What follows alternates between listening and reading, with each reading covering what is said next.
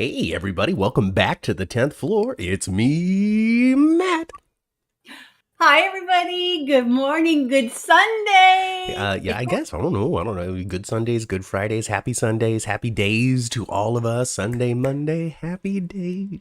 Yeah, well, I Tuesday, want all of our Wednesday, Sunday. I say good Sunday because I just want it to be a good Sunday. That's all. happy days. Thursday, Friday, happy days. Hey, Yeah.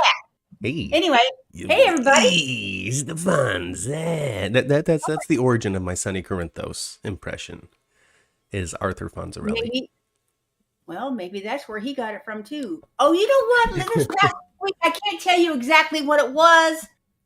Gosh, was it this week? I think it was. But Sonny he really stammered before a sentence, and he sounded like exaggerated Matt. Ooh. Exaggerated. He's all your impressions are just a little exaggerated. That's what impressions are, right? Yes. A little bit exaggerated. They're supposed to be. But he sounded like you. A little bit. I think Exactly. Yeah, you know. Yeah, he started to talk like that, and it was kind of extended. I was like, that's extra Sunny. Extra. Well, hey, if Maurice Bernard is ever unavailable for a little while, they can just call me in. I'll do some voiceover. Sonny on the phone. Just, I need you. You call the guards. Get the guards out down here. We need them. I'll do it. Well, I remember when you did when we were at the convention and you got to be Sonny on the real set. I did. And do a scene with producer. Right? MK Weir, yes. Yes. Yeah. And you did your part as Sonny, and you tried to sound like him. Everybody was like, "Huh?" I still got to get that video from you so we can put it up on Twitter. Oh, that's right. I've never done it. Our fans, our people, our watchers, our listeners are dying to see me on a real GH soundstage doing a real GH scene at the convention. It's pretty neat. As soon as you remind me when we say goodbye to each other today, after we say goodbye to everybody in the chat and we say goodbye to each other, remind me again. I will send it right after we get off air. Well, right after we get off the YouTube. Will do. So stay tuned for that this afternoon, folks. My scene that I did on a real soundstage of General Hospital in front of all of our new adoring fans. Because, a couple of people were like, you do a podcast? How neat. And then other people were like, I listen to your podcast. And then other people were like, I do Twitter. So, it is what it is. Hello, Chandra. Hello, Lissa. Welcome to the show. What's up? I was about to say, is anybody in the chat? And then you started saying their names. So we got Chandra, we got Lissa here. Lissa says, "I love the straightened hair, Miss Cat." Oh, thank you. I decided to flat iron my hair for a change. Thank you. And I got a haircut yesterday, and so I don't have to wear that hat anymore to hide the mop that used to be on the top of my head. And I trimmed my beard. Look at this. I'm so handsome. I look so rich and put together. Like you could put me right on Spoon Island with all the drama. Yes, maybe you could be Victor's long-lost son and maybe be a little brother to Valentin. I am Johan. This is cousin. I don't know. I think we already got a Johan. Isn't one of them guards or some buffoon out there? Johan. I just want to be called Johan by Charles Shaughnessy. Is that wrong? No. No, it's not wrong. Hey, chat. We, Mom and I, we got together a little later than usual. Erie's brother, Matt. We got together a little late than usual because, I don't know, mornings and coffee and stuff. But, so we didn't write down as many Post-it notes as we usually do for topic inspiration. So, hey, folks there in the chat, what do you want us to talk about this week on General Hospital on the 10th floor GH? Let us know. I'll write them down and we'll get to it. Who did you say is in there? Lissa's in there. Chandra's in there. A couple of people are in there, but they haven't chimed in yet. Yeah. So, what do you want to talk? Well, one thing we will have to talk about, maybe not now, but holy smokes, Harmony is a cuckoo nest. A psychotic cuckoo nest. All right. We Maybe, got a couple of things lined up. One is harmony with several exclamation points behind it, so people are excited to hear about that. So we can jump right in to the tall tales of harmony, and then on top of that, after that, we can Creative Christy. After that, we can also talk about Spinelli and Britt and this app and some sort of mystery that surrounds that. yeah. Which I believe is something that I missed because I only watched Monday, Wednesday, and Friday this week. I dropped the ball on my GH homework. And you guys, I've already given him a mama talk about not watching on Tuesday and Thursday. I did. He's a busy young man. Well, so there was a couple of things. I'm busy. I'm a professional. I've got a real job. I got a real job, 9 to 5 out there. And then when I logged into my Hulu that I have on my phone, I was surprised and shocked to find commercials and advertisements periodically placed in between my GH scenes, and that was different than what I'm used to seeing. Okay, are you piggybacking off Daddy and I? Yeah, not anymore. Now I'm back on my own account. Okay, well, our Hulu's been upgraded, so you probably need to talk to your father. Oh, I don't know. All I know is I needed to verify my location, so I must get live TV now. Yeah, we have like Hulu cable now. Well, Hulu does not sponsor this, so we can talk about how we watch General Hospital later. Though, folks, do you watch it on broadcast? Do you wait for your satellite or cable company at 2:00 to broadcast it, and you get disappointed because the news is on, or do you have other ways that you watch GH? Let us know in the chat. I know, Chandra. I know. I am a shameful man.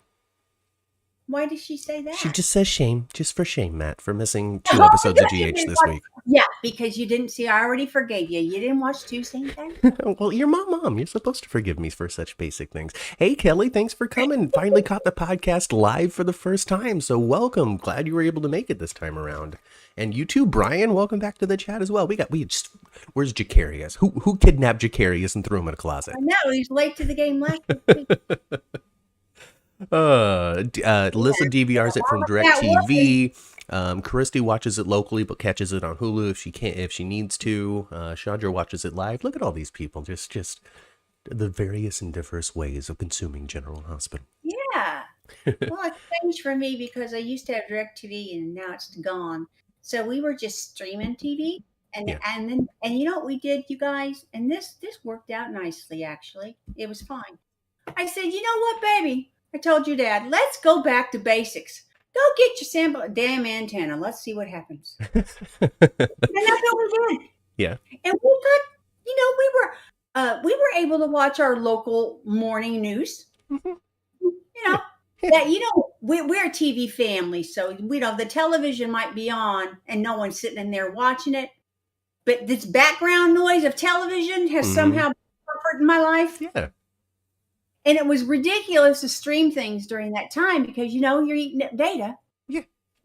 So for that, when I'm getting ready for work in the morning, I turn on that stupid antenna and I watch Good Morning America that way. Look at that. You're able to get your morning news in there. You get Regis. Oh, not Regis anymore. Regis passed away. Sure did a while ago. Now, what I didn't like about it was this. What I didn't like about it was this. I couldn't watch it till like 5. Yeah. General Hospital. Right. I couldn't watch it till like 5. Yeah. Well, I didn't like that one bit because I like to watch it as soon as I get home from work sometimes. Yeah. And in the dinner hour, I'm not thinking about watching General Hospital. No. And then you settle in at 7 and fall asleep 45 minutes into the. I know. Exactly. And I'm not real good in the evenings. I fall asleep easily if I'm watching television and the sun's down. Even if it's something I love, there's a good chance I'm going to fall asleep. Yep. So you know that, Matt, right? Oh, very well. And and the older I get, the more I like that.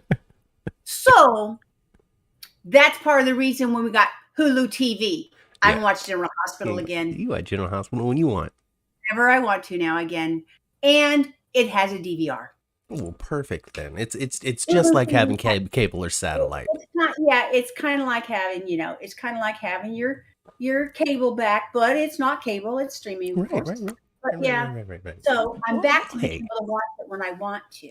Well, that's perfect because I'm always a day behind on what's happening on GH because I'm not really able to watch it when the day it broadcasts. So I get it. I get it. It affects Twitter, but doesn't affect Twitter because people are ready to talk about stuff that's 15 years ago old, 10 years old, 3 days old. It doesn't matter. People are ready to talk GH, and that's what I love about the fan base. I try not to look at Twitter that day because I'm not one for a spoiler. Yeah. And people are just chatting. They're not trying to spoil. They're just chatting because they saw the show, you know. And in the West Coast, I'm 3 hours behind. So I try not to watch. I try not to look at Twitter until I've watched the show. See, Lissa's got us all beat, okay? Lissa in the chat room here. She's got us all beat when it comes to her, the way that she goes around making sure that she can watch General Hospital every day, all right? If everything else fails, she still has the VCR timer set. Wow. I remember my wonderful granny right there next to Taj Bello and in between TJ and Bradford there. My wonderful granny.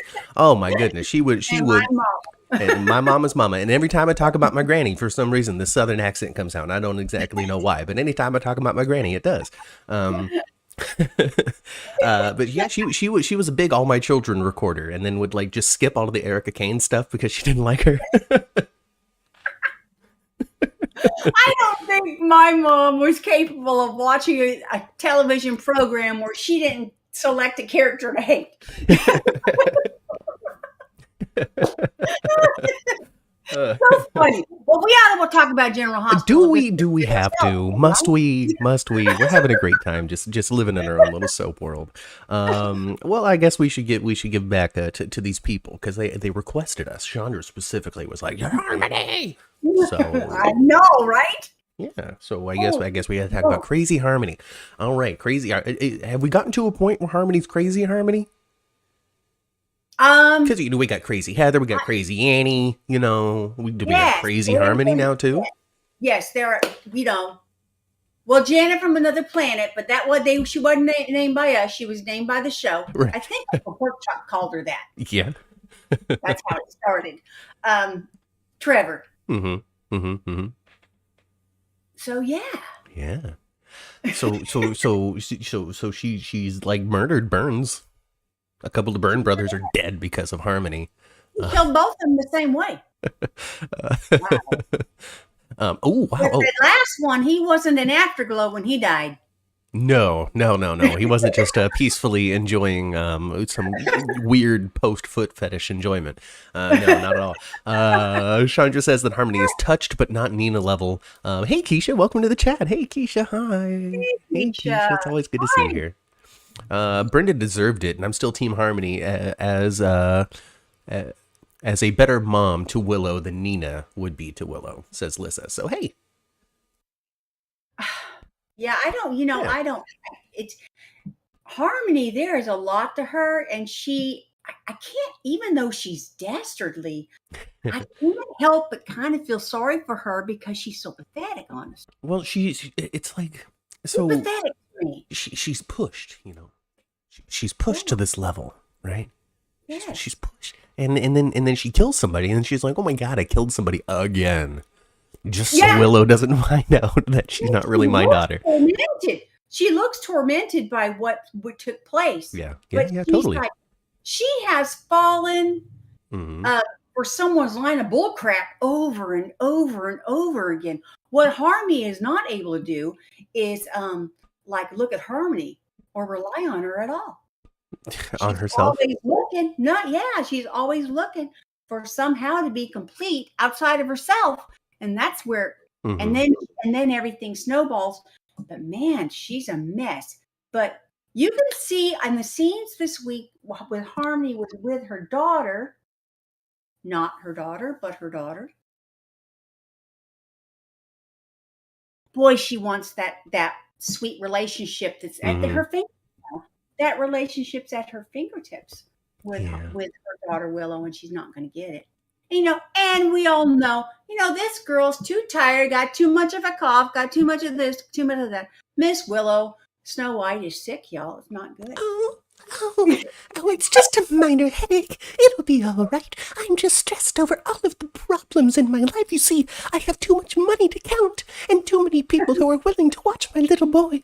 Oh, the amount of love that is being thrown at me so much. It's just so stressful.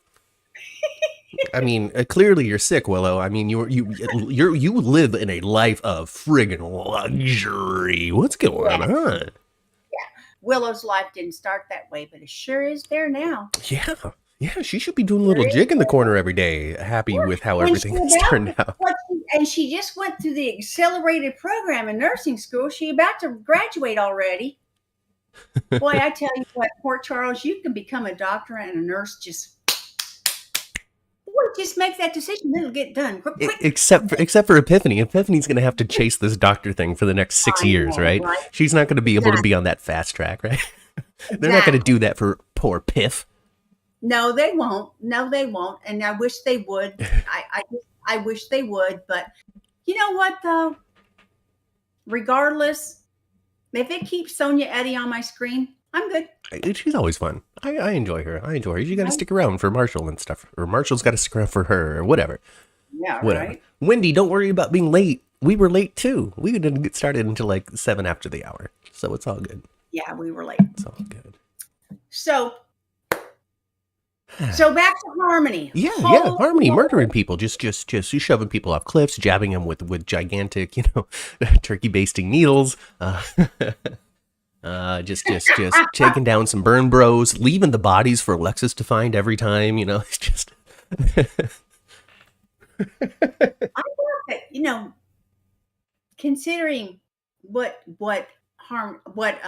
Alexis came upon, and not knowing that it was Mr. Byrne at first. No. I thought Jordan was a little not insensitive. I wouldn't say mean to Alexis, but insensitive. She just found a dead dude. Yeah. Well, what were you doing here? Why did you find this body? Did you kill them? Yeah. And just, I don't know. Jordan's made some choices while she was away, I guess. The new Jordan so far, she's a bit stoic. She's all about business right now, for the most part. Yeah. And and that's how she's been written too. Most of her scenes, she didn't have a whole lot of TJ scenes since she came back as Jordan. No, she's come back as super cop. That's what I am now. I'm a super cop Jordan. Yeah. Exactly. So it seems like Brooklyn took off her blazer and gave it to Jordan. Maybe, but Jordan has made decisions. While she was recovering from that kidney issue, because she got poisoned. She sure did. Well, okay, so she got hit by a car, and then they had to take the kidney out, and then they had to give her Ryan's kidney. So she's got Ryan's kidney, and then she was in the basement with a bunch of poison gas with Portia, and then she had to go to the hospital because it hurt that kidney. That's actually Ryan's kidney, and that's the whole thing. And while she was gone, she's like, "Hey, you know what I need to do? My job better. I've lied, I've cheated, I've stolen things, I've helped criminals. I need to come back to Port Charles and do a better job. And I guess that's what we're getting. She's just a little more by the book, a little more ready to lay down the law. Because if this was last year, she'd be like breaking Trina out of jail and setting up Esme to take the fall in some sort of fantastic fashion, and she's just not doing that anymore. Yeah. Did Jordan remember what Portia told her? We really haven't talked about it yet. I thought it was going to come out this week, though, when Portia was all like, "So you're doing this because it's personal," and then it kind of led toward because I'm dating Curtis now, not revenge for what I told you or something. Right. You're taking your frustrations out on Curtis's daughter. That's where I thought it was going. But Jordan did in that conversation with Curtis standing there. She did indeed, and Portia, put it out there. She did indeed admit to having some sort of feelings for Curtis. She said, regardless of how I feel for Curtis, blah, blah, blah, blah. Okay, well, that's admitting you have some feelings for Curtis because we all know you don't hate him. So, Want to be the other way. So Portia got her number there. You know, she's not over Curtis, but we knew that already. Hey, Sandy, welcome to the chat. Not from spoken dialogue, from just by seeing her looks on her face. Yeah. You know. Yeah. Sandy says that she doesn't like the new Jordan because the new Jordan has RBF, which we all know is resting biatch face. But yes, hey, you're the commissioner, right? You gotta have that. She just being the commissioner. Yeah. You know, got that straight stoic face. And you know what? And that is the way, even though she always had more storylines and little feeder lines, but that's the way that Anna played police commissioner too. Yeah, just you gotta be, right? Came to cop stuff. You gotta be unmovable. She had a wall, and currently that's how Jordan is too. No, I hope they give her some other stuff where we can see some other sides. Mm-hmm. I don't want her character just become the police commissioner that's, you know, just by the book and she'll just become boring. Kelly is a Canadian watcher and listener, and she has been contributing to the chat. Hello, Kelly. Thank you so much. She's got to do the crazy dance in order to watch GH because it's on American TV more so than international TV. So there's all kinds of hoops that she has to run through in case it gets preempted.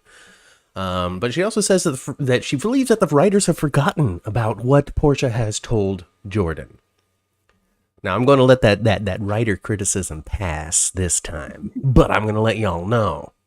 There are 7,000 writers on the GH staff who get told to write stuff. It's not the writers. It really isn't the writers that put this stuff together.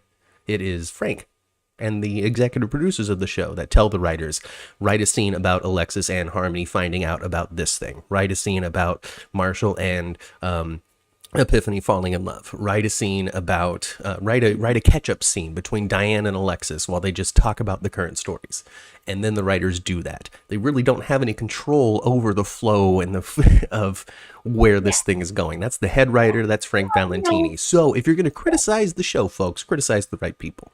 Yeah, you can't criticize the show for storytelling, no. But you can criticize them for a scene that was just so flat. Yeah. A pacing, it's very easy to criticize the pacing of General Hospital. It would be great if this Trina stuff has come out already, but it hasn't. And when it does, I think it's going to be amazing. Yeah.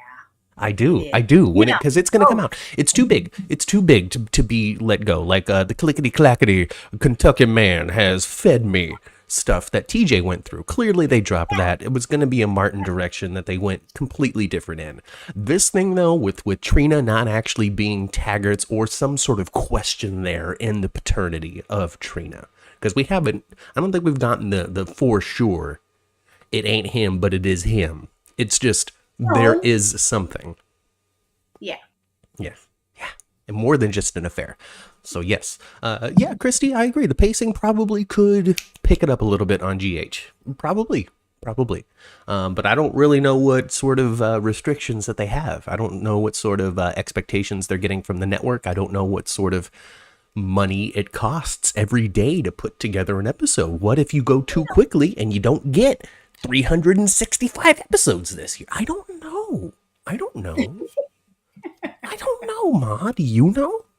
I don't know. Nobody knows except for the people that actually work there. Oh, goodness. So, what are we talking about now, Matt? We can talk about what Lissa has just contributed. How about this? Officer Hot Cop and Spencer are already establishing an animosity that will boil over on Trina. Yeah, they're already starting a trio. A trio thing, thing. Yeah. Triangle. They have heard you, folks. Y'all on Twitter were like, we need more love triangles, and now we're going to have 3. 3? We got Rory, Trina, Spencer. Yes. Okay. All right. We've got Ava, Nicholas, and Esme. Oh my God. Because Ava was all like, or Esme was all like putting Nicholas's hand on her face and stuff. Oh. It's going to be creepy-tastic. And the third one is Portia, Portia, Curtis, and Jordan. 3. Three. Yeah. Officer Rory is so cute. Officer Rory is cute, but a lot shorter than I thought he was going to be. Yes, and when they who they put him in a scene with, where he stood next to Spencer. him. Spencer looks like a freaking giant next to him. Well, actually, though, I do know that Nicholas Chavez, right? Nicholas Chavez, yeah. He's like 6'1", which is really tall for a TV actor. Yeah, super tall. And I bet you, Michael Rory is 5'8", 5'9". You probably somebody that I would be like, hey, how you doing? Probably. If he were in a scene with Sonny, he wouldn't seem so short. No. But hey, I honestly, so when it comes down to it, what it really comes down to, okay, because he was standing there next to Spencer the first time, right? And then they did the little thing, and then he went, "Hey, I'm just here to get some coffee. Just here to get some coffee for my new friends at the station." And then he passes by Trina, and they are equal height. Yeah. So here's the thing too: if they really brought this guy in to ultimately be with Britt's tall. Yeah, she is. How often do we have the ladies of a soap opera fall for a shorter man? You don't. No. See, look at that. Chandra says Rory's a good height for Trina. Keisha says Rory's the same height as Dante. He is. But Dante. I noticed that too. Yeah. But Dante's a shrimp too. I'll say it. Yeah. I'll say it right here. I'll say it right in front of everybody. We're live on YouTube. He's probably a little older than Michael, and he's beefier. You know? Yeah. Oh, Carly is taller than Sonny. That's true. Sorry. Yeah. Yeah. I don't know. Nina's a little bit. She's like at least the same size as Sonny, isn't she? I think she's taller. I think she is. What they probably have gotten though is really practiced at shooting their scenes where they're not really standing next to each other all that often. Because normally they're across the room from each other, and they don't really do a bunch of wide shots with them unless there's a something like the kitchen island is between them, the couch is between them, something is there. Yeah. You're all there. Yeah, you're all there. Oh boy. All right. Okay. Hang on. Sorry. The chat's getting mean. I gotta do some moderation here. Hey, everybody be nice to each other or I'm going to kick your butt out. Like true. Oh, well, you know what, you guys, I don't know what y'all are saying. Matthew can see the chat feed and I cannot. Yeah. Just be nice to each other. Just be nice to each other. I don't want to have to hire an actual moderator. You know, we're here to love General Hospital. That's what's great about the town floor. You come here to love it and love each other and all that kind of stuff. So do that. What do we say? Go spend time with your families all the time, right? Because we're one big General Hospital family. Well, let's talk about a family, Matthew. Let's talk about. Look at you always keeping us on track.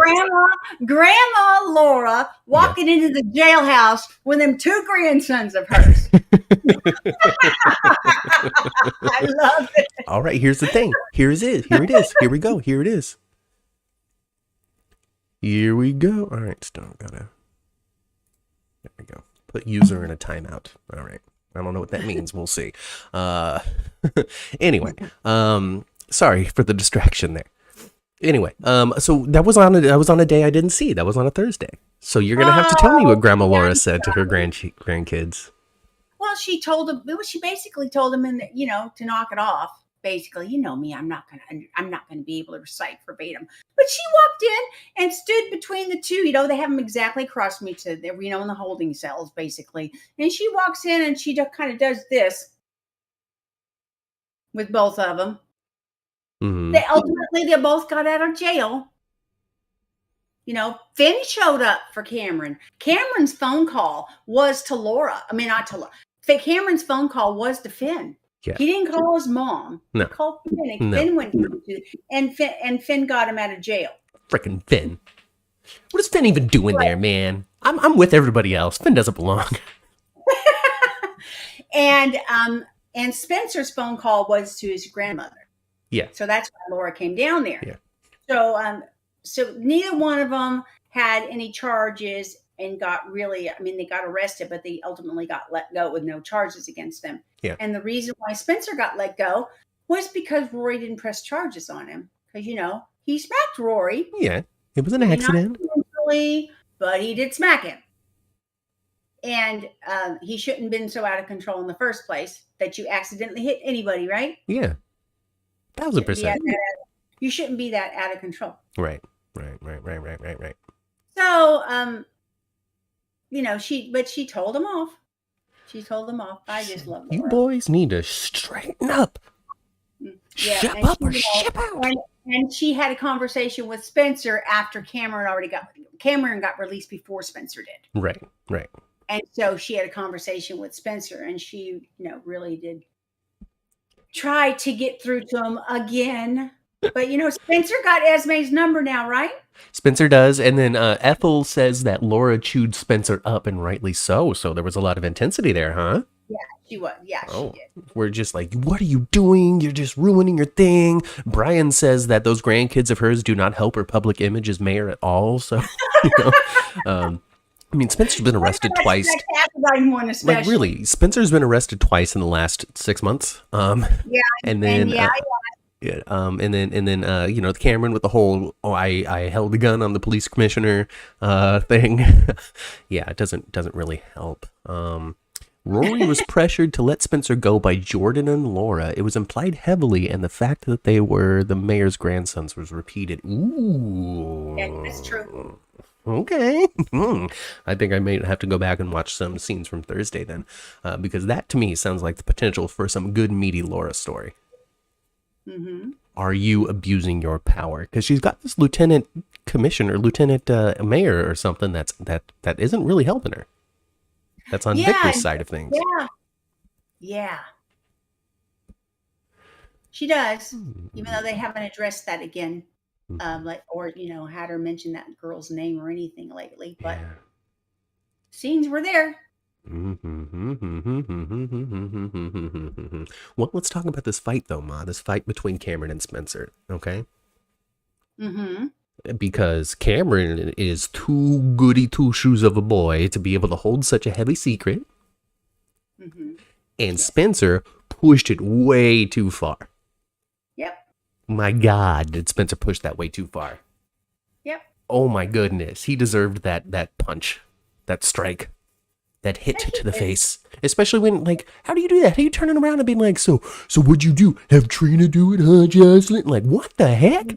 Why? Esme's not there. Exactly. Oof. Goodness. See, all these young people. See, this is what it is. This is what it really all comes down to. It, Ma. What is a soap opera? A soap opera is a bunch of rich white people making poor choices. And that's what we saw this week. Except Cameron's not rich. Cameron's a Weber, so he's poor. Oh my God, you're so poor. Get away from us. You can't sit at this table. You're poor. And they didn't really talk about Chase that much as far. They had him knocked out and then he was up. There was no kind of in between.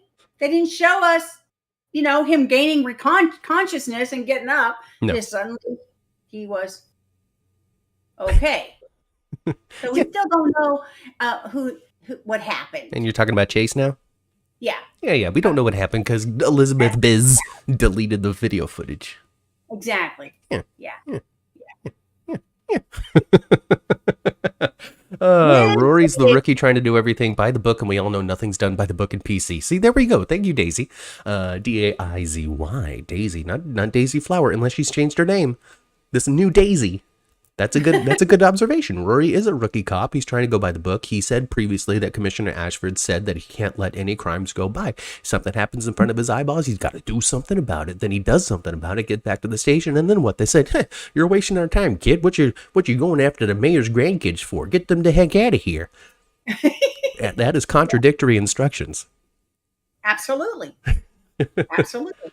Maybe Rory's going to maybe he's going to be this guy that just that's unacceptable. Like, we need to play things by the book, and then we gotta keep it though. So he's just like the good cop, like the cop that's just too good. Because Dante was the good cop until he came back from his most recent thing. He hasn't been such a good cop. No, He's been all he like, did. "Hey, Dad, let me look the other way. Dad, you're my dad now, Dad." Like, Yeah, he was Mr. Sonny before. yeah, yeah. He changed after he got back. You're right. He's not so by the book. And Chase is pretty by the book too. Yeah, yeah, yeah. But it's kind of cute the way they have. I like it though. How Dante hasn't really done anything mean to Rory, but it's obvious that he considers himself Rory's superior. Yeah. Yeah, yeah, yeah, yeah, yeah. It's funny because in the email that Sam was going to send to herself, it goes like it starts off with like Officer Falconer or Detective Falconieri. Here are the results that you asked for, and then it's signed Rory. Or it started off Dante and then was like signed Officer Cabrera. One of those things, like the intro and then the sign out did not match the same level of friendliness, and I found that to be an interesting little thing. Like Detective Falconieri. And it was in his pen too. It said Rory and it was in his pen. Yeah. Whatever. I found that Maybe they're closer friends than I thought. Oh gosh. This chat room has some heavy opinions over Spencer and how he deserves everything that he's getting. And it's hard for me to argue because I mean he hasn't, even as a little kid, like Laura's been mayor for half of his life because of Sora's. Due to the fact that he rigged the election. He rigged the election as a 12-year-old, and now as a 21-year-old man, she's still mayor in the same term that he got her. So, Spencer, while it was adorable as this little terrible Cassadine, like this tiny little evil child, because he was just evil, but as a toddler. But like cute evil, like pretentious. Right, just the silver spoon in the mouth and just like the highest of educations, father. I mean, he says father and grandmother. Now, clearly Laura requests that from her grandkids because all of them call her grandmother, which is weird to me. I don't know who started that tradition. Doesn't call her Laura grandmother. I thought they did. No, we called her grandma. All the Weber grandkids call her grandma. I must have just always been thinking about Spencer then. It's that Cassadine kid. Just that one Cassadine. But he was totally groomed as a little dude. He was really groomed a lot by Helena. Yeah. Helena had a lot to do with Spencer as a small child. Yeah. Ages 0 through 10. Mm-hmm. A lot of impression. A lot of grooming done by Helena. And I think that's why he's so formal, as they all are, with the father, mother, grandmother thing, and very, very, I don't know. They're so secret and underhanded, aren't they? All of them? They are. But that makes it so great and wonderful. Like right now, what the heck is going on with Valentin? I don't know. Yeah, Valentin. Something happened. Something happened while he was away, while he was filming that evil superhero show for Disney Channel. Somehow Victor either got to him or Valentin really leaned into making Victor think that he got to him. Yeah, he is different. Well, because he visits Alexis and he's just like, and then like pretty much at the end of the conversations, he's like, let's get the whole family back together. Let's go hang out with Victor, And it just is so something's going on. Something developed while he was off camera. Yeah. Yeah. Jacarius finally joined us. Hey, Jacarius. Hey, Jacarius. Yeah. It's the barometer. If Jacarius doesn't show up, I feel like nobody came. Kelly loves the Ice Princess stuff, going back to OGGH, and that's true. That is true. And I really like this most recent observation that it might not be about the Ice Princess at all. Really? Yeah, that's something that the four, Felicia, Anna, Robert, and the fourth person in that scene. Whoever it was, I don't remember. Laura. There we go. They theorized momentarily, now maybe it's wrong, maybe it's right, I don't know, but they theorized momentarily that it might not have to do anything with the Ice Princess. The Ice Princess is just involved as sort of a cover of what's really going on. Yeah. I hope it's an ice princess thing. I do think, Valentin did put a fake ice princess in the safe. Mm-hmm. Maybe he knows where it's at. I even heard a theory that that's not Valentin. Oh, ooh. Well, I mean, hey, if what's his I name? heard that theory. What is it? With the Faison could look like Duke Lavery, then anybody could look like Valentin, right? So I've heard that theory. Okay. Just in chat on Twitter and stuff. That perhaps it's not even Valentin because it does seem a little different. You would think that he would be a little. I think what's off about him is the scenes with Anna. I mean, he's been affectionate and stuff, but he should be just more in love to me right now. Finally being back with Anna and Peter's really gone. Yeah. I don't know. Yeah. But instead he's off on another adventure. Yeah. So. This is the time where you might see some hot and heavy Anna and Valentin finally. That would be nice. People were really calling for it. It's like as an actor, right? What do you do in this situation? You're finally moving forward with this big romantic story that has been developing quietly under the radar for years and years and years, and they're finally moving forward with it. You get 4th of July kisses, you get a little adventure here, somebody gets shot there, we're really getting into it. But I've had one revenue stream for the last 5 years, and it's been General Hospital. Disney has offered me another role that I could play again and again and again. I could have 2 revenue streams as an actor, be on 2 shows, continue to rise my star. But I have to pull back a little from this long romantic story that's been developing on the radar a little bit on General Hospital. What do you do in that situation? Do you cut back your own potential for the future to give to the fans what they have been wanting? Or do you actually diversify like Valentin did, like James Patrick Stewart did, and just try to make the most out of the life you're living? Oh. Yeah, but, they had to maybe stretch it out a little bit. I kind of like the idea of it not really being Valentin. I like that idea too. Me, I'm all for wild and wacky, ridiculous, melodramatic soap moments. I'm with it. I am. I'm totally with it. I am.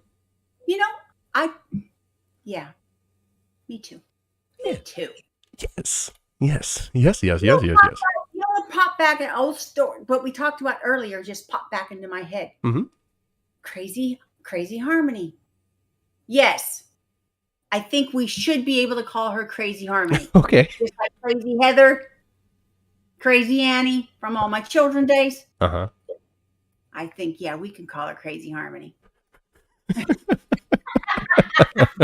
you know what? Regardless of which one of them are the mom, and we now know it's Nina. Yeah. Nina or Harmony. Those 2 women are equally batshit crazy. So Willow's got a lot of bad stuff going for her. She got, it doesn't matter if it's Harmony or Nina being the mama, she gonna be nuts, right? And then on top of that, she's dating Michael, right? And Michael is not good for your health, okay? So many people have died. Sasha got poisoned to the point where she almost died, and now look at Willow. She's slowly wasting away in the presence of Michael. So Absolutely. Oh, that poor woman. Oh my goodness gracious. She's going to get caught. She's going to have to get caught. Yeah. And hopefully, and maybe I could even see Harmony getting so desperate that she even turns on Alexis.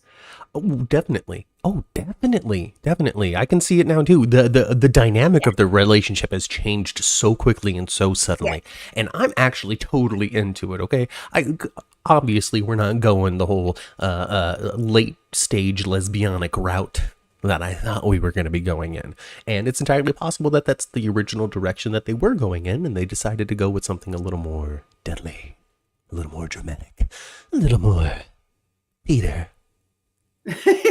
A little more Peter. Yeah, I gotta find a way to throw the voice in somehow, right? And I'm here for it. I really am, because now the tension exists, and they've been so clever with the flashbacks too, I feel, because Alexis flashes back to like times that she's defended Harmony. Like, you gotta understand, she's my only friend that I had in jail, and maybe I don't know her that well, but that doesn't matter. She was there for me. And now that she's starting to get to know her outside of prison and have these experiences, you can see, oh God, no, I don't know if I really want to be friends with this person. But also at the same time, I've let her into my house and she was there for me. Yeah. I find just the whole Harmony character, I said pathetic earlier, and I do still think pathetic, but in a more compassionate way. I also look at her as just so broken. She's so broken,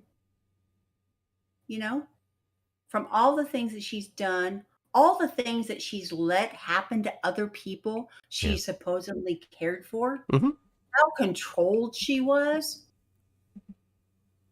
Yeah. And susceptible to doing something like that again.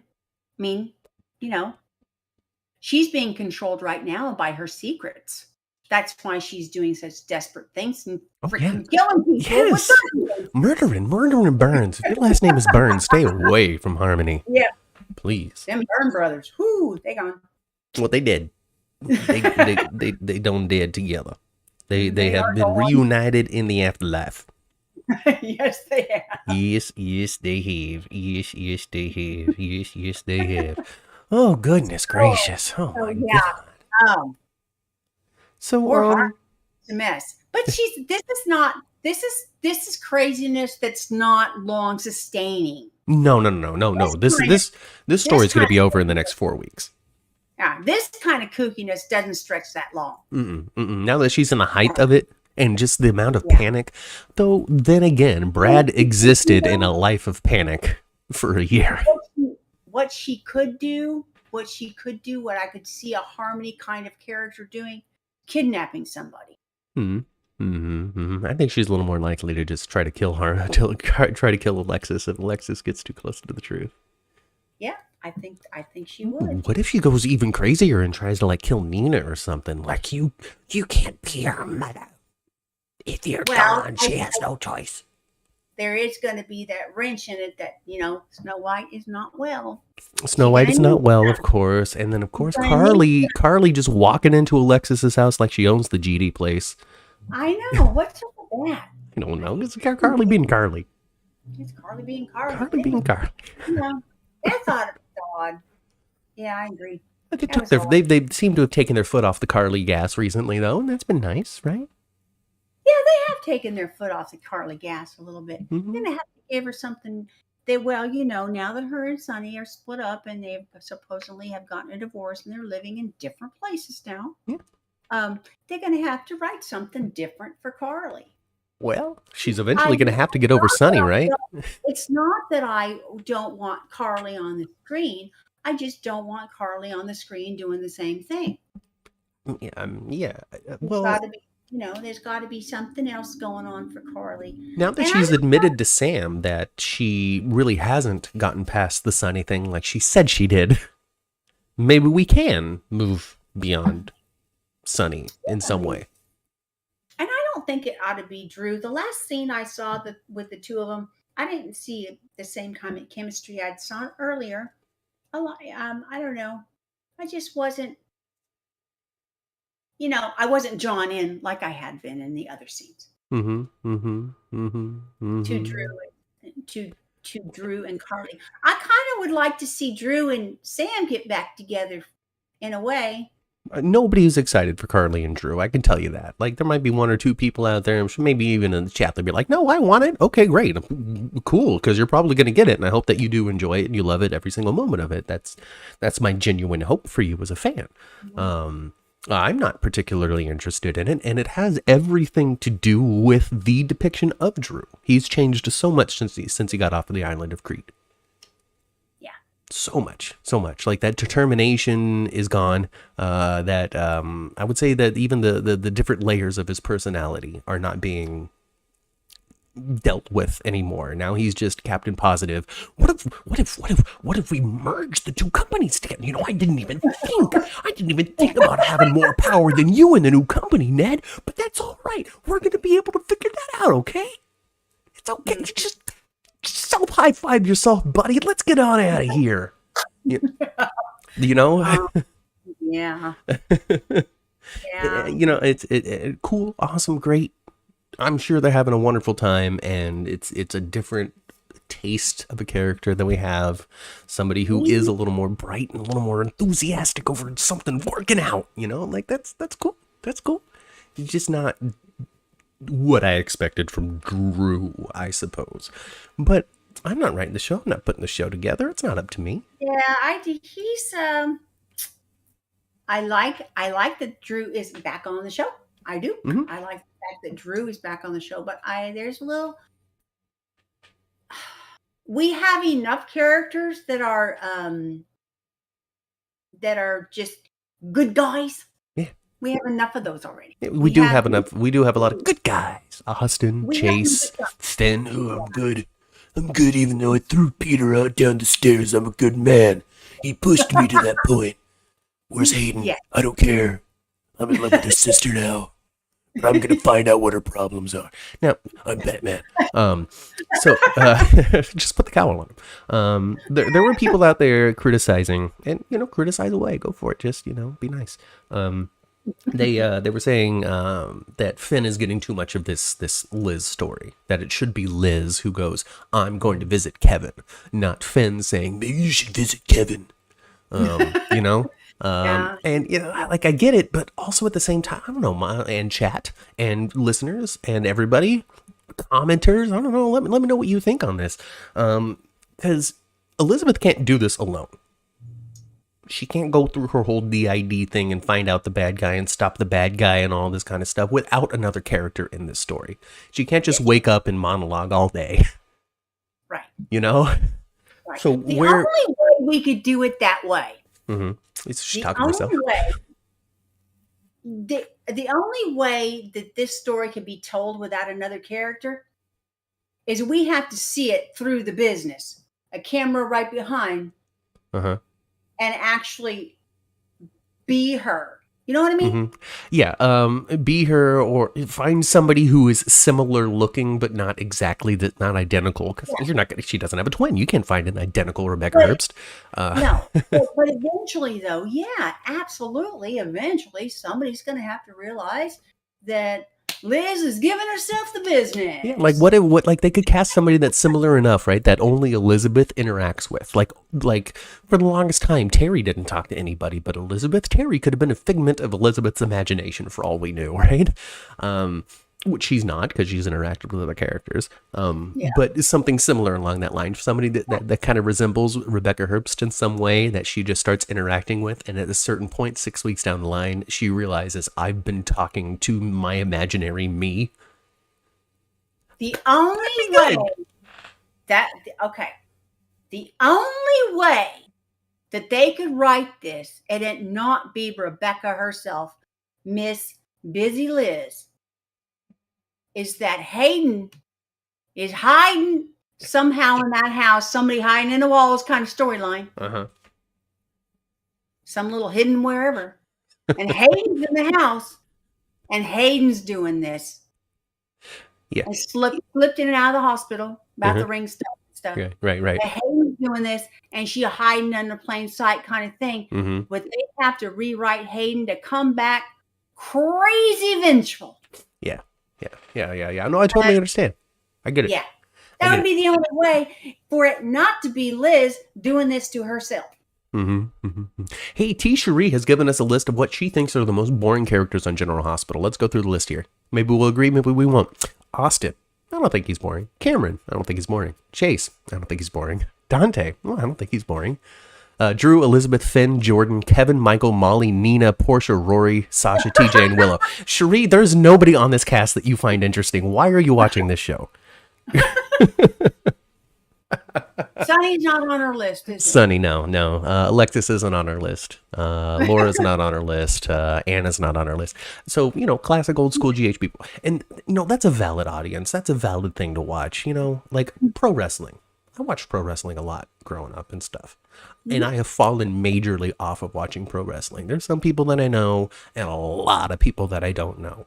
And since I don't know these people, I don't care about these people. I don't care what they're up to. I don't care how they wrestle. So it's very difficult for me to find myself immersed in the presentation because I just don't know who anybody is. And I don't care to know who anybody is. Mm-hmm. Valid. It's valid. But if, Undertaker were to show up to go fight Shawn Michaels, I'd probably watch it, even though they're old. You know what I mean? Yeah. So I get it. There's a lot of new characters on that Cherie list. So, Yeah. Whatever. Lissa says that Finn needs a good storyline where he's a heroic doctor again, and we need to forget this love crud that he's been up to for the last couple of years.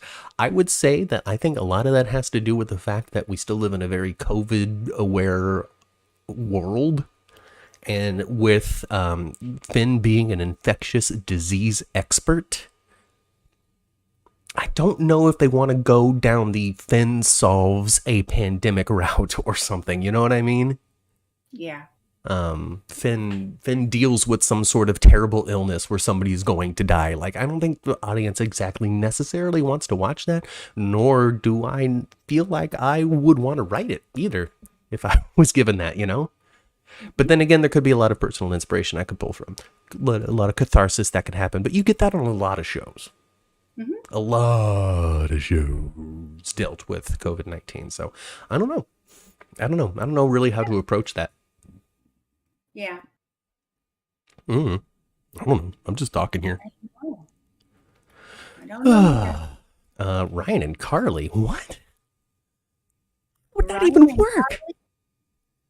Like crazy ass Ryan? Yeah. I don't know how that would work. Chat, you're crazy. Kelly says that Hayden's in the attic. Oh, why not? I mean, come on. It's a soap opera. Daisy Flower's curious why Hayden wouldn't attack Nicholas. Didn't they get over their issues? They had a conversation about it before, right? When Nicholas was still Tyler Christopher? I feel like they did. I don't know. I wasn't watching at the time. Yeah, they did. Maybe it's Violet. Now, that would be interesting. Violet, the most capable 5-year-old in the history of General Hospital. Gosh, that little girl, she's so dang cute.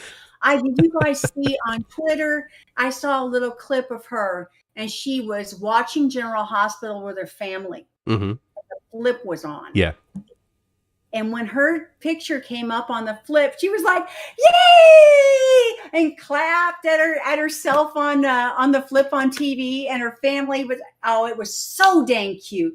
That little girl is so into being on General Hospital and being on the set of General Hospital. It is so fun for her. Mm-hmm. It was just a genuine joy when she saw herself on the flip. It was so dang cute. No, I feel like I would have the same thing if I ever showed up on the entrance of General Hospital. Oh, Violet 6. I'm sorry, Violet 6. Is Violet 6? Do you lose your front teeth when you're 6 or earlier than that? I don't know. Typically about 6, I find myself so disconnected from kids that I don't remember how kids work anymore. Scarlett still has, none of her teeth have fallen out. I imagine my Scarlett, not Scarlett, the actress who plays. No, not Scarlett. There are Scarlett. My granddaughter Scarlett is 6. None of her teeth have started falling out yet. But it is the span somewhere between 5.5 and 6.5 where you start losing your teeth and getting your adult. All right. Then maybe she's 6. Excuse me for saying the wrong age. I would say yes. She's playing around 6. Cherie enjoys the characters we listed, including Britt, Esme, Obrecht, Selena, Spencer, and Victor. Yeah. And Daisy... I'm sorry, go ahead. Go ahead. No. I was going to say Daisy Flower wanted to correct herself and make sure that we understood. She was talking about Ryan Lavery, so Carly and Ryan Lavery. The thing is, though, the depiction of Ryan Lavery and Drew aren't that different from each other. I think that's why she said it. I thought the same thing. I thought to myself, when you read that I thought of Ryan Lavery but didn't say anything. Yeah. So I got the joke, but I just didn't say anything because I wasn't sure if that's the way you meant it. So I didn't say anything. I don't know. I don't know. Yeah. See, that's the thing is there's so many reused names. He's starting to become a little too Ryan Lavericious. Too much. Ryan Laverish. Yes. Oh, Laverish. That is so funny. He is the reason she left. Ooh, not enough specificity there, Daisy Flower. I'm not sure who he and she are. Can you go back and let us know what you're talking about? Hello, Maria L. Thank you for contributing for the chat here. Marshall and Trina's talks are really fun to watch, says Lovelessa. And that's true. I think that there's a real sense of family that you're getting from Marshall with Trina that you really haven't gotten from anybody else yet, which is interesting because as far as Marshall knows, Trina's not even related to him. Right. Yeah, that's Portia's kid. Portia and Dagger's kid. But but you know, Trina's really leaning into feeling like Curtis is a, you know, not necessarily a parent, but she respects him in the role he's in. Yeah. Yeah. You know, yeah. her mom's man. Yeah. Yeah. So she looks at Marshall as a grandfather figure. To a degree, you know, so at least somebody to talk to and trust and want to be like, let me extend my heart to you a little bit. Yes. Let me not let you just leave town without saying goodbye to anybody. Let me at least do something about that. I get that. Daisy likes the heat between Carly and Drew. Love Trina and Marshall. Scene says Sandy. Welcome to the chat, Sandy. Thank you for contributing. Nicholas is the reason why Hayden left. Yes, Nicholas is exactly the reason why Hayden left. But I think they lied, or no, he was like, you gotta get out of here because they're gonna find out, and then they're gonna kill you. You gotta go and hide so nobody can ever find you again. Yep. When she and Jax were helping Nicholas stay hidden, so Valentin wouldn't find out or something. So yeah, and then she went in hiding, and she hid so well that nobody's ever been able to find her again to tell her that the danger is over. But then Victor was like, oh, I took care of the problem, Valentin. You don't worry about me. So, Carolyn, thank you for joining the chat, Carolyn. Carolyn hopes that Roger Howarth finally gets a story. Roger Howarth has been doing a lot of stories over the last decade on soaps, and I imagine he's enjoying the break. Well, I maybe, but yeah, I agree with her. It is time for them to write him. You know, they kept Roger on the show and gave him a new character. Yeah. It's ridiculous not to write for him. Let's do something about it. Let's do something about it. Let's do it. Exactly. And he's really quite good. So, you know, whatever you give him, he's going to sell it and he'll do a good job with it. So, yeah, I like Roger Howard. Yeah. And, you know, when we met him at the convention, such a genuine, nice guy. Power positivity, very much so. There are people out there that believe in it so hard. Kind of a quiet spirit in a way. I mean, he was engaging and he was funny and stuff, but you know, he had a kind of. He reminded me of the characters he plays a little bit and his mannerisms and stuff. You know, he kind of does a little hands in his pocket, kicks his shoulders back kind of thing. I found him to be a very chill and casual dude. Yes. Yeah. But I think that really lends into his performances too. There's not much I can say about the character of Austin because, you know, I can't deny the fact that he's barely been featured and we don't know much about him other than he was a good old doctor from a good old town who really liked his parents, and that's about all we know. And I would like him to be more part of the whole you know, ELQ Quartermaine family. You know, creating havoc or creating something good. Who knows? Maybe he can steal Olivia away from Ned. Wouldn't that be funny? You know, like something.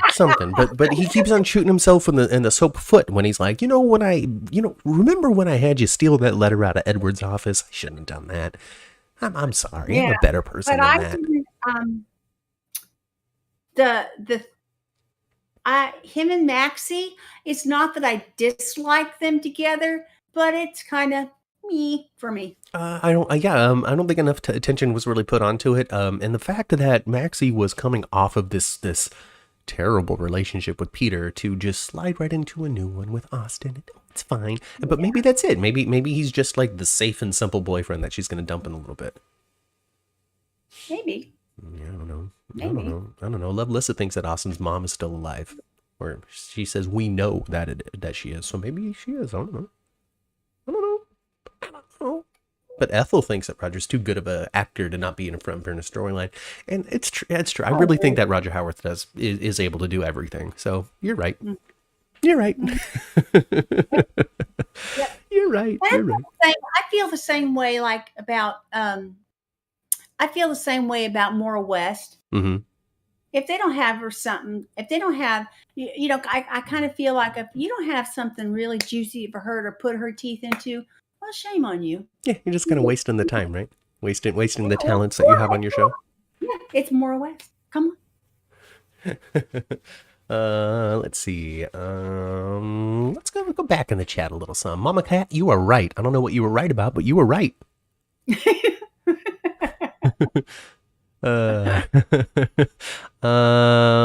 see. Right as rain. Right as rain. Let's see. Oh gosh, I don't know. Inspire us, people. What are we talking about?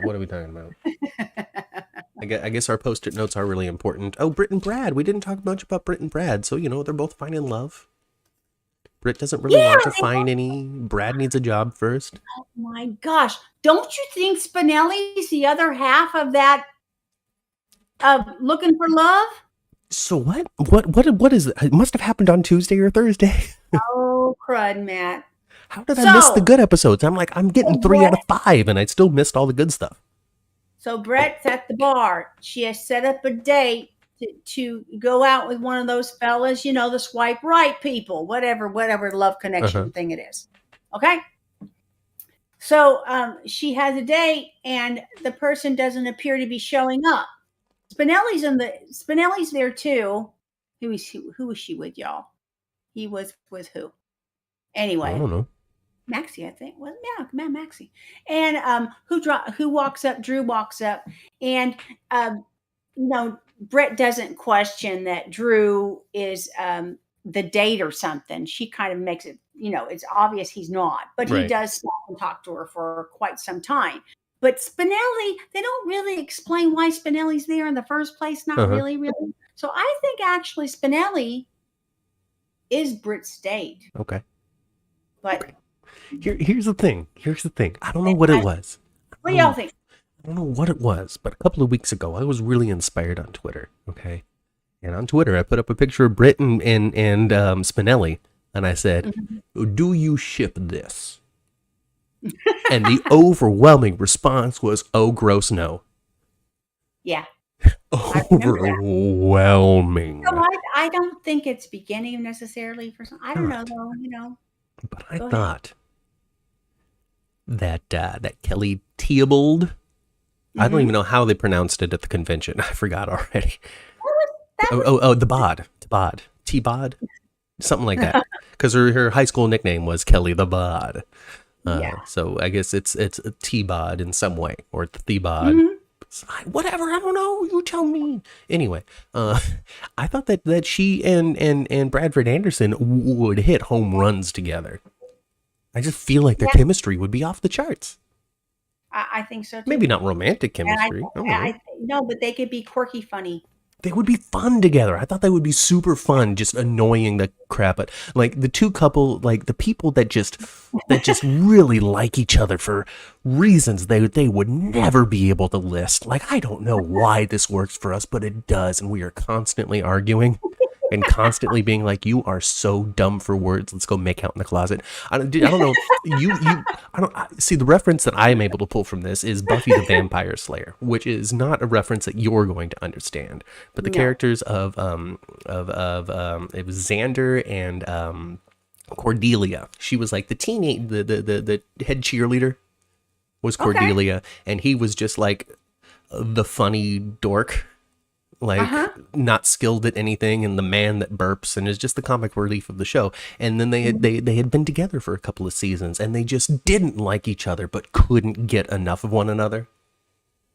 Okay. You know, I don't know what sort of reference works for you, but but I think that would be a lot of fun. I think so too. Every one of Maxie's boyfriends or husbands always end up dead. Not Spinelli. Not Spinelli. He's alive. Yeah.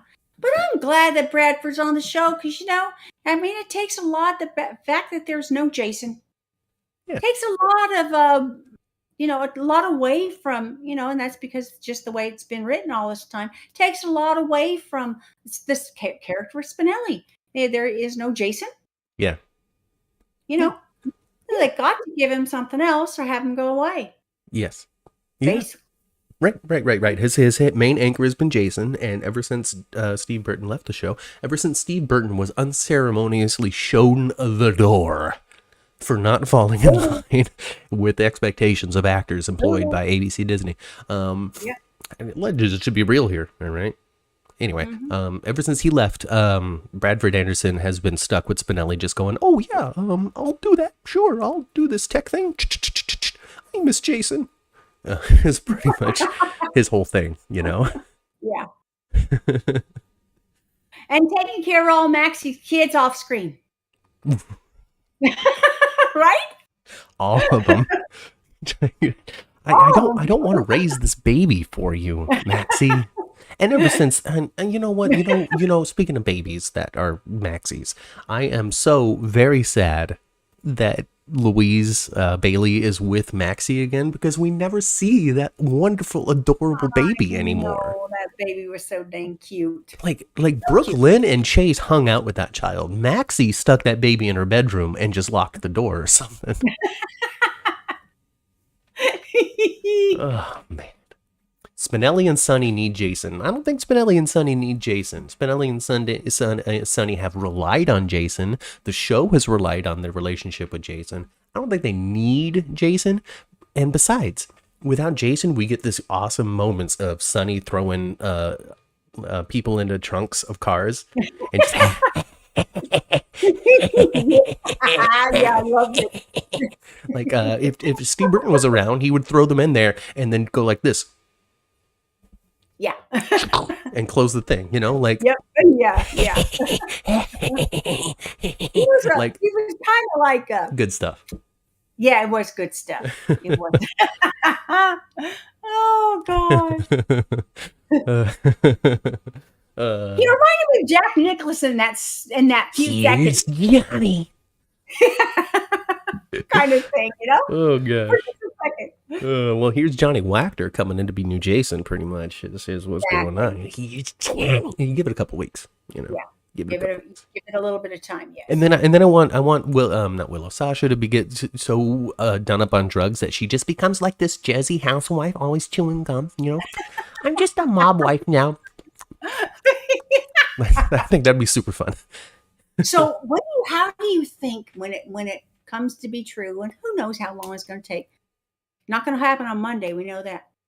How do you think Willow is going to respond when she finds out Harmony is not just, I don't know how they're going to write it. Are they going to write it where she finds out Harmony's not her mom, but doesn't know who she is? Or are they going to write it where Harmony's not her mom and she knows Nina's her mom? Boom. I think they're going to find out. I think she's going to know who her mom is immediately and find out it's Nina. And then she's going to be all righteous about it with Harmony. How could you steal me as a baby and never tell me? How could you let me think these things all my life and never ever? I thought you were the good grandma and you're just as bad as Nina. And then I need Harmony to go, okay, I've had enough of this. Sit your little butt down. All right? You cheated on Chase at Wiley's birthday party. Well, I don't think Harmony I don't think Harmony really goes through a list of ill fates from other people. She just turned on your ass with a turkey baster. She will.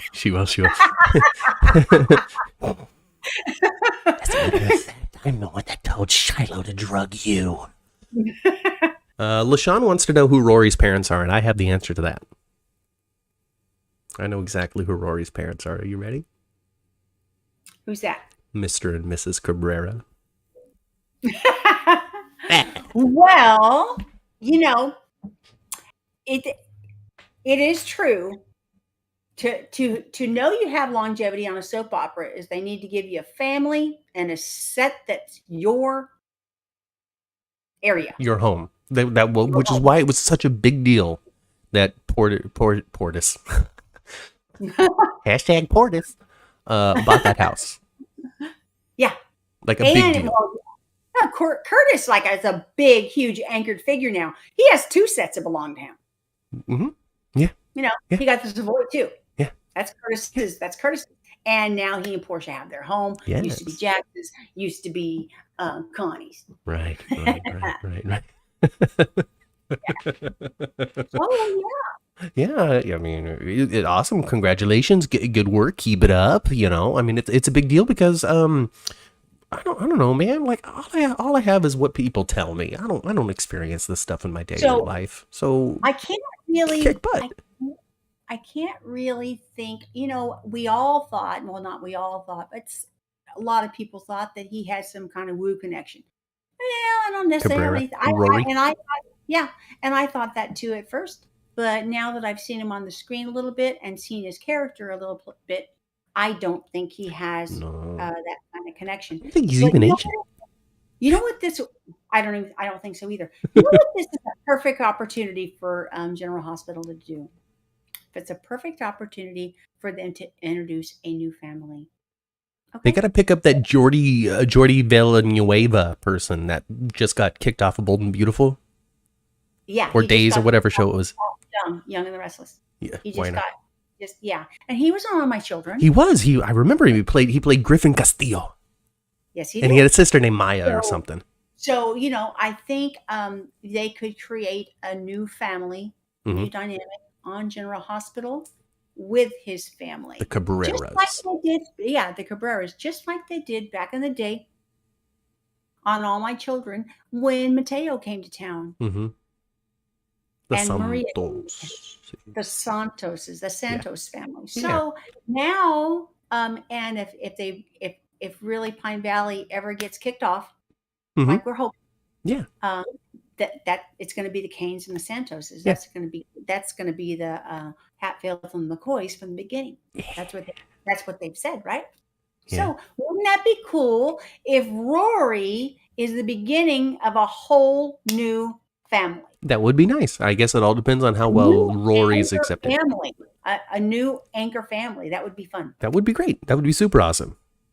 And maybe that young man that you talked about, Ray, maybe he can come to General Hospital as a badass and be, an adversary for Sonny. Yeah. Apparently, the actor Jordi V. I'm not 1,000% sure what his last name is. Apparently, he's got a podcast that's pretty fun that he does with his wife. So hey, he's keeping busy. That's good. And he's had a soap job for 20 years. I imagine he's going to land on his feet just fine. I would think so. And did you catch? I know you missed it. You might have missed this. Did you catch Cameron Matheson's actual wife in? I saw a bunch of pictures that it happened, but I did not wind up actually seeing the appearance. It was a business meeting. Is what it was. Oh, gotcha. What to do, how to decide. Did she have like some fun hairstyle or something, like an interesting dye job or something? No, I don't. I think that was her natural hair. Oh, okay. That's what I think. But has very, very, very dark hair, very dark hair with a lot of gray, and the gray is silvery, and it really shows, really in the front. And I thought it looked natural that is just her hair. And it is really very, very trendy right now for people to let their hair, if they are early gray, they let themselves be early gray. It's very trendy right now to do that. Yeah. Well, maybe that's it. People have sure encouraged me to do it, and I'm like, nah, I'm not ready yet. And my hair is is white as snow underneath this blonde hair. I mean, you guys can't necessarily really see it. I mean, or I'm just too super blind. I don't know. But everybody sees me as so much more gray than I feel. You can see it there some. Yeah. Yeah, whatever. We all go gray. And, it doesn't matter. I mean, Monica Quartermaine, she's been gray for a really long time and still, getting it on with Yuri or whoever it was. But I thought his scene, the scene that I saw Cameron and his actual, and I don't remember her name, you guys. His wife. I thought it was good. I thought it was cute. Mrs. Matheson. I don't know that she'll be on there much more. It was an encouraging kind of thing, encouraging him on ways what to do in his with his companies and with his professional endeavors. Her name is Vanessa, according to chat. And Jacarius, to put your mind at ease, Monica Quartermaine is at a conference that she couldn't get out of. Yeah, that's what they've said. That's what they said. Vanessa Matheson. With actually Leslie, though, if she's okay or not, I don't know. Yeah, it's been a little while since we've seen Leslie Charleston on the show. And then I guess not Alexis, that's not who she is in real life. Nancy Lee Grahn is going to be taking a little bit of time off because of surgery that she had gotten. Yeah. That she was still recovering from at the convention. Yeah, so that's how far behind, that's how much we have in the can, right? Yeah. So, like a month's worth. Surgery. She was coming off of that surgery at the convention. Yeah. Like she couldn't really sit in the chair for very long. Yeah. At one point she got up and said to the audience, I'm just in recovering and can't seem to sit in one spot very long. Yeah. It's true. And then I guess we can conclude with this, Mom. We've got a new Quartermaine. We got a new Quartermaine. Mm-hmm. Yes, we do. Leo Quartermaine. Leo Quartermaine. You know what, though? I know that they understand that now Leo's on the spectrum. But what's wrong with Olivia? You cannot put a child on the spectrum and say, okay, now do this for everybody. Boop. Now do your thing. Do your thing. Well, I mean, it's just going to show that Olivia still has some growing to do, some understanding of her child to do, that just because you get the diagnosis doesn't mean that you're going to be a perfect parent who makes all of the right choices.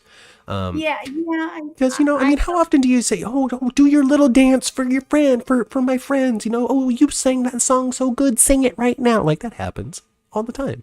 It happens all the time. But if Yeah. But whatever. That's just Olivia. Yeah.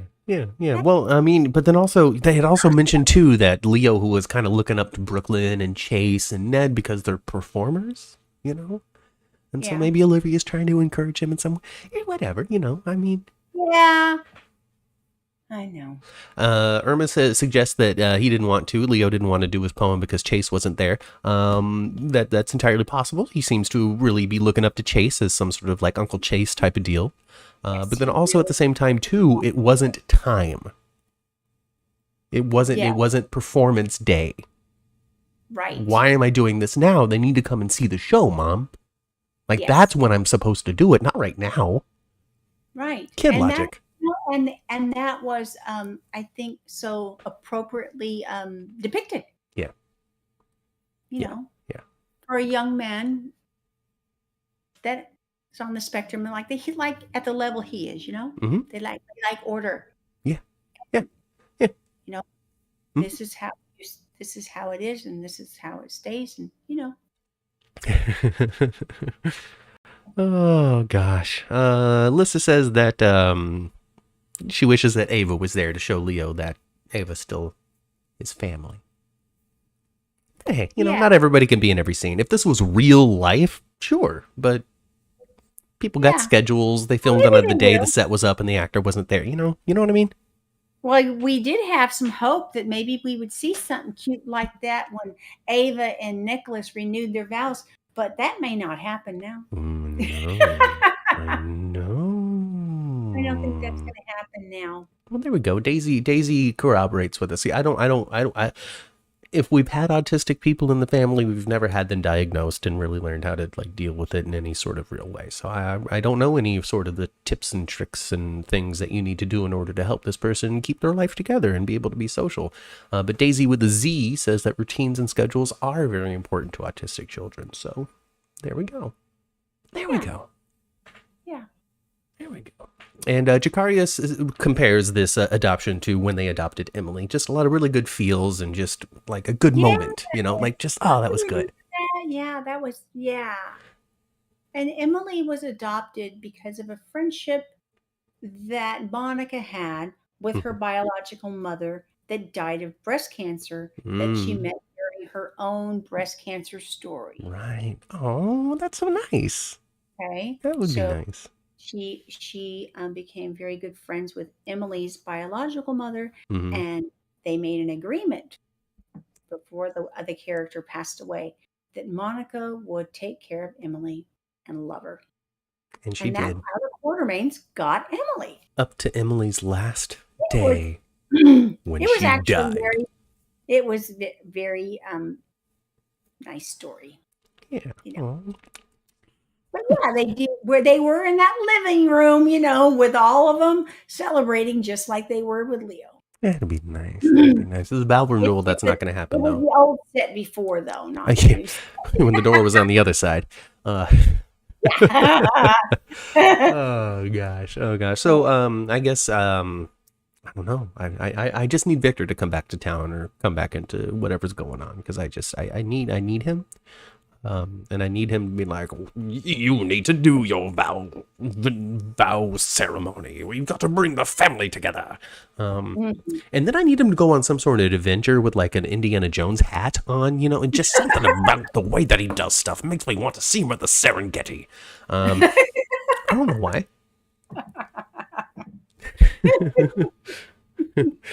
Daisy with a Z, it says that her grandson is autistic and she really appreciates what GH is doing with the story, and so far they've done it justice, and that's wonderful to hear. A lot of people that is wonderful to hear. Have a lot of comments about how GH misses the mark, and you know it's nice to hear when they hit the nail on the head, so that's great. Yeah, especially if you have a personal experience, you have something to compare it to, you've lived it, and you see that it's being depicted well. I love that. Matthew and I felt the same way with the storyline of Mike and Alzheimer's because Matthew lost one of his grandfathers to Alzheimer's about 3 years ago, and it was pretty true to scale. Oh yeah, he like passed away, and then like the next week Mike was diagnosed with Alzheimer's, and it was wild. But yeah, it's all true. So, you know, they hit it sometimes and they miss it other times. And it probably has everything to do with the age group that they're writing for. It's hard for a 40-year-old to write for an 18-year-old, you guys. I just got to tell you, you're so far removed from that life. Oh my God, you're so far removed from that life. But I find at General Hospital, if it's something that, if they're depicting a real disease, they do it justice. If they ever have Britt actually have Huntington's and have symptoms, they will play it true. Now, yes, you can get worms in your damn brain in Port Charles. Lizard DNA, that's the answer. Go get Roxy. Yeah, you know, but if it's something you can actually get, they usually will not. You know, if they don't play it true, they're ridiculing it to a certain degree. Yeah, absolutely. They're just like taking it and being like, oh, well, but let's just do it like this.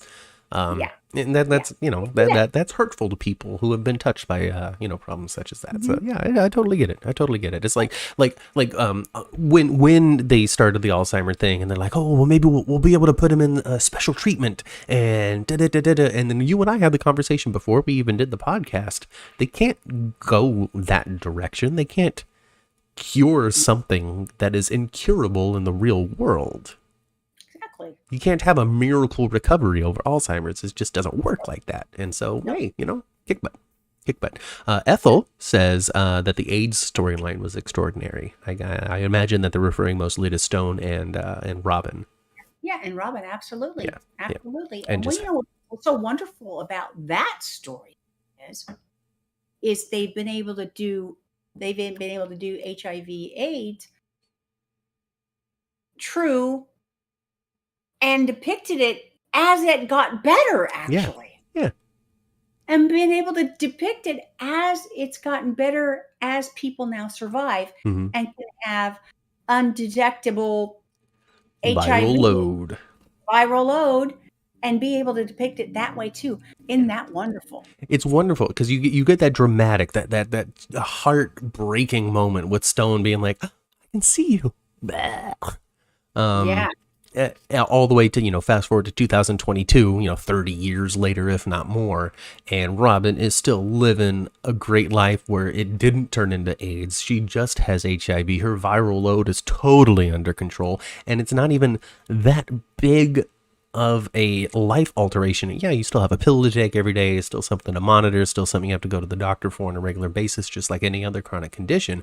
But when it comes down to it, you're not having to cover lesions on your skin. You're not having to, call out of work all the time. You're not having to avoid the public in any major way of the like COVID concerns because of how well we are able to keep the disease under control to a point where like having undetectable viral load means you don't have to change anything about your life. Mm-hmm. You don't have to do anything different to keep the people around you safe. Like you don't, other than, just making sure that you keep it down to zero. Yeah. Kick butt. Robin had 2 kids. That's another thing to point out. Kelly, thank you so much. She's had kids. She's had marriages, families, all of that kind of stuff. Yeah. He's even survived laboratories blowing up. Yeah, for sure. Absolutely. But I guess we gotta end this thing on like laughter and fun and smiles and stuff. So soon you're gonna see your friend. I don't know what today. I don't want to say. Jacarius didn't like Oscar's cancer storyline, but you know what? What we got from Oscar's cancer storyline though? 2 things. Oscar's Meadow and Oscar's Cliff. Ooh. Oscar's Meadow and Oscar's Cliff. Oscar's Cliff is now going to be the place where everybody falls to their doom. Sonny looks weak. Oh my goodness. Well, we're going to have to see what the rest of the families think about this. Oh. Well. I don't know. I think we covered it all. I think we covered it all. At least all the stuff I watched this week. Yeah, well, you missed some stuff, but you didn't miss, you knew the beats. Yeah, I got it. It happened again, kid. Okay, Ma. Sorry. Thanks for joining us, Jacarius. But we're going to go back down to the first floor. We're going to leave through the double doors. We're going to get into our cars. We're going to turn our radios to previous episodes of the 10th Floor that you can find on your podcast apps. Apple, Google, Spotify, Alexa, all of them covers. All of them. Got the 10th Floor there. You can visit our YouTube channel that you're on right now if you're watching this live video feed, youtube.com/10th Floor Podcast. You can also visit us on Twitter at 10th Floor GH, 10TH, Floor GH. Give us a follow. We let a couple of sorry, I got distracted by Chandra, who says I need to speed watch what I missed. So I'll figure out how to do that. I'll just put it in like a fast forward, but like fast forward slow enough for me to still understand the dialogue. It's just like, Portia, what are you doing here? Oh, I'm here investigating a thing. Oh, we need to fight some more a little bit. I'm Elizabeth, and I'm mad at you for telling me to do my job. And I'm Portia, and I'm under too much stress to be able to do anything right. Well, let's have a heart conversation about this in the hallway. Okay, let's have a heart conversation about this in the hallway. I'm so sorry for how I talked to you. I'm so sorry for how I talked to you. Maybe we should get over it. I know things are really stressed out with our kids right now. Maybe we should talk to each other more often about this. You're right. Let's go. High five. And then they leave. That was the Elizabeth Portia scene, right? You're so bad. So you can catch us right here again next week, 11 a.m. Sunday morning, 11 a.m. Pacific time, Sunday morning, right here on YouTube. But for me, for you, for everybody else, I'm getting the heck on out of here. So go spend time with your families. I've been Matt. I've been Kat. And we'll catch you right here next time on the 10th Floor.